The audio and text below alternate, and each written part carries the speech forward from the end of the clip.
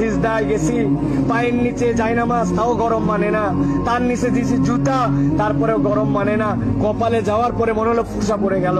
উঠার পরে সবাই তো তাড়াহুড়া করতেছে, আর উনি বলতেছে, আরে আমার পায়ের নিচে জায়নামাজ, আমার পায়ের নিচে জুতা, তারপরে আমার পায়ে গরম লাগে। আর আমার নবী সাহাবীদেরকে কালেমা গ্রহণ করার জন্য এই পাথরের মধ্যে চিৎ করে শোয়ে রেখে বুকের উপরে পাথর চাপাই দিয়েছে। আমার নবী সাহাবীদেরকে পাগলা উটের পিঠে বেঁধে এই মক্কার অলিগলিতে টেনে ইচ্ছড়ে বেড়াইছে। এই জায়গাতে তাদের বুকের উপরে পাথর চাপায় আগুনের মধ্যে দিয়ে দিছে। তাদের রক্তের বিনিময়ে ইসলাম পাইছি।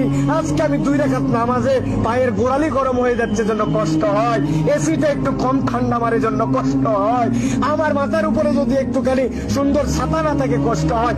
আমার নবী, আমার সাহাবীরা কি কষ্ট করছে। এটা ফিলিংস এর সফর, হজের সফর, অনুভূতির সফর।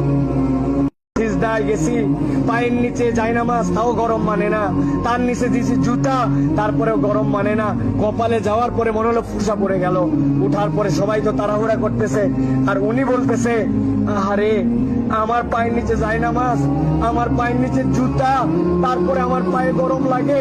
আর আমার নবী সাহাবীদেরকে কালেমা গ্রহণ করার জন্য এই পাথরের মধ্যে চিৎ করে শোয়ে রেখে বুকের উপরে পাথর চাপাই দিয়েছে।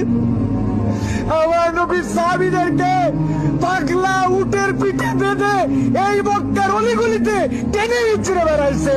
এই জায়গাতে তাদের বুকের উপরে পাথর চাপায় আগুনের মধ্যে দিয়ে দিছে। তাদের রক্তের বিনিময়ে ইসলাম পাইছি। আজকে আমি 2 রাকাত নামাজে পায়ের গোড়ালি গরম হয়ে যাচ্ছে জন্য কষ্ট হয়, এসিটা একটু কম ঠান্ডা মারে জন্য কষ্ট হয়, আমার মাথার উপরে যদি একটুখানি সুন্দর ছাতা না থাকে কষ্ট হয়। আমার নবী, আমার সাহাবীরা কি কষ্ট করছে। এটা ফিলিংস এর সফর, হজের সফর, অনুভূতির সফর।